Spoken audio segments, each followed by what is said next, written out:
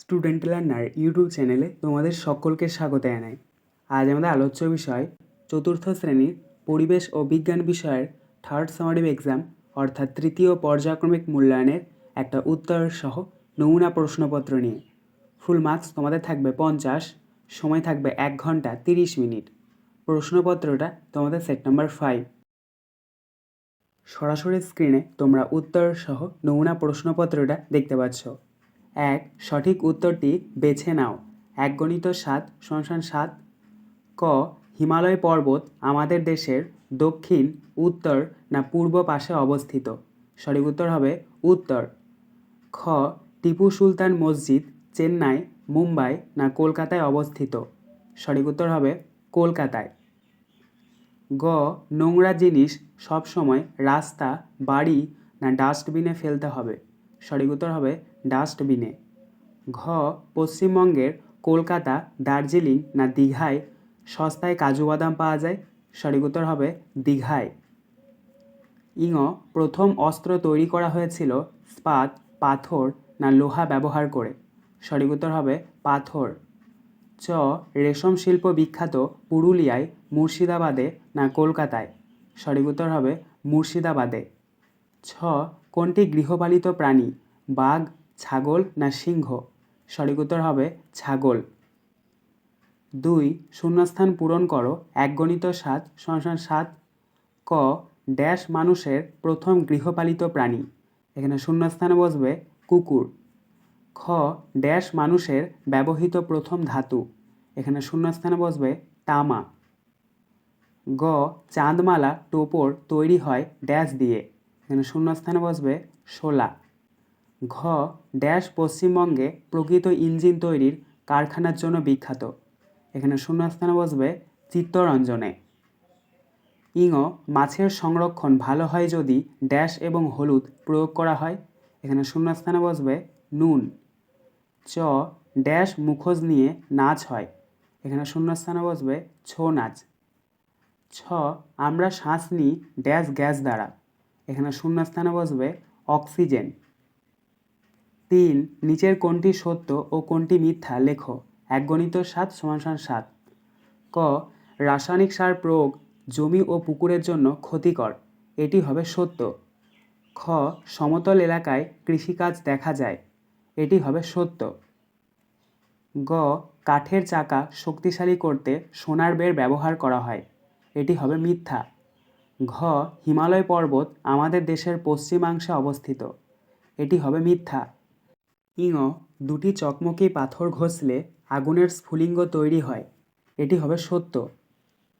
চ. পিঁপড়ে একটি সামাজিক প্রাণী? এটি হবে সত্য। ছ. লালন ফকির বলেছেন আল্লাহ, হরি, রাম, রহিম সমান? এটি হবে সত্য। 4. নিচের কোনটি বেমানান বেছে নিয়ে লেখো। 1 × 5 = 5। দেখো এখানে তোমাদেরকে অনেকগুলো শব্দ দিয়ে দেওয়া হয়েছে। এই শব্দগুলির মধ্যে যেটি পৃথক বা আলাদা বা বেমানান সেটাকে তোমাদেরকে বেছে নিয়ে লিখতে হবে। প্রথম রয়েছে ক. রবীন্দ্রনাথ ঠাকুর, কাজী নজরুল ইসলাম, ক্ষুদিরাম বসু, সুকুমার রায়। এই শব্দগুলির মধ্যে পৃথক হচ্ছে ক্ষুদিরাম বসু, কারণ রবীন্দ্রনাথ ঠাকুর, কাজী নজরুল ইসলাম আর সুকুমার রায় এরা ছিলেন কবি আর ক্ষুদিরাম বসু ছিলেন দেশপ্রেমী। খ. ভাত, ক্ষীর, রুটি, ওষুধ। এই শব্দগুলির মধ্যে বেমানান শব্দ হচ্ছে ওষুধ। গ. চিতল, চিকেন, মৌরলা, রুই। এই শব্দগুলির মধ্যে বেমানান শব্দ হচ্ছে চিকেন। ঘ. ফল, মাছ, মুরগি, ডিম। এই শব্দগুলির মধ্যে বেমানান শব্দ হচ্ছে ফল। ইঙ. হাঁটা, নাচ, সাঁতার, রেডিও। এই শব্দগুলির মধ্যে বেমানান শব্দ হচ্ছে রেডিও। 5. এক কথায় উত্তর দাও। 1 × 7 = 7। ক. সামাজিক প্রাণীর উদাহরণ দাও। উত্তর মৌমাছি ও বোলতা। খ. একটি মূল্যবান ধাতুর নাম বলো যা দিয়ে গহনা তৈরি করা হয়। উত্তর সোনা। গ. তাজমহলকে নির্মাণ করেন? উত্তর সম্রাট শাহজাহান। ঘ. তামা ও টিনের সংকর ধাতুকে কি বলে? উত্তর ব্রোঞ্জ। ইঙ. জলের অপর নাম কি? উত্তর জীবন। চ. গাছ বাঁচানোর আন্দোলনের নাম লেখো। উত্তর চিপকো আন্দোলন। ছ. হাজারদুয়ারি প্রাসাদ কোথায় অবস্থিত? উত্তর মুর্শিদাবাদ জেলায়।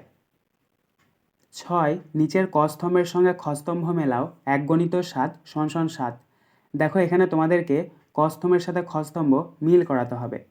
প্রথম রয়েছে দেখো ক স্তম্ভের ক কেঁচো, এটা মিলবে খ স্তম্ভের কৃষকের বন্ধু এর সাথে। খ সাপ, এটা মিলবে খ স্তম্ভের ভেনম এর সাথে। গ বাসক, এটা মিলবে খ স্তম্ভের সর্দি কাশি এর সাথে। ঘ অর্জুন, এটা মিলবে খ স্তম্ভের হার্টের রোগ এর সাথে। ইঙ দার্জিলিং, এটা মিলবে খ স্তম্ভের কমলা লেবু এর সাথে। চ দস্তা, এটা মিলবে খ স্তম্ভের ডোকরা এর সাথে। ছ বাঘ, এটা মিলবে খ স্তম্ভের মাংসাশী প্রাণী এর সাথে। 7 নিচের প্রশ্নগুলির সংক্ষেপে উত্তর দাও যে কোনো 5টি। 2 × 5 = 10। ক চাকার ব্যবহার লেখো। উত্তর, চাকা বিভিন্নভাবে মানুষকে সাহায্য করেছে। 1 নাম্বার, বিভিন্ন গাড়ি চালাতে চাকা ব্যবহৃত হয়। স্থলপথে বাস, ট্রাম ইত্যাদি। জলপথে জাহাজ ও আকাশপথে উড়োজাহাজ চালাতে চাকা ব্যবহৃত হয়। 2 নাম্বার, চরকায় সুতো কাটতে চাকা ব্যবহৃত হয়। 3 নাম্বার, জলবিদ্যুৎ উৎপাদনে চাকা অত্যন্ত প্রয়োজনীয়। খ জল দূষণের ওপর একটি সংক্ষিপ্ত টিকা লেখো।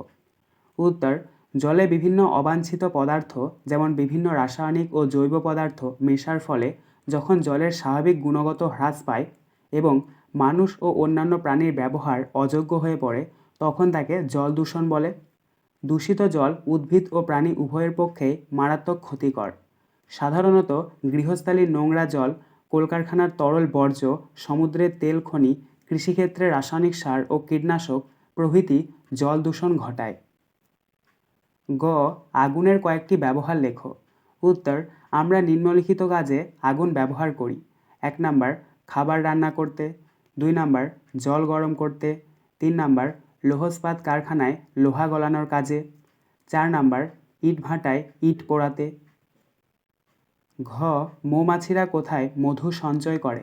উত্তর, মৌচাকে। ইঙ মাটি দূষণ কী।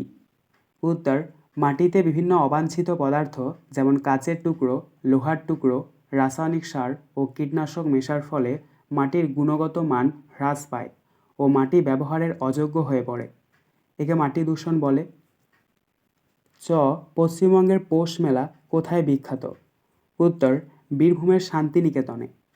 ছ টেরাকোটার তৈরি 4টি জিনিসের নাম লেখো। উত্তর, ঘোড়া, বুদ্ধমূর্তি, পুতুল ও হাতি। বর্গীয় জ ভেষজ উদ্ভিদ কী কী। উত্তর, বাসক, তুলসী, কালমেঘ, অর্জুন, সিংকোনা ইত্যাদি। অর্থাৎ যে সমস্ত উদ্ভিদ থেকে আমরা ওষুধ তৈরি বিভিন্ন উপাদান পাই। আজকের আলোচনা পর্বটি এখানেই শেষ হলো। আশা করি ভিডিওটি তোমাদের ভালো লেগেছে। যদি ভালো লাগে একটা করে লাইক করে দিও।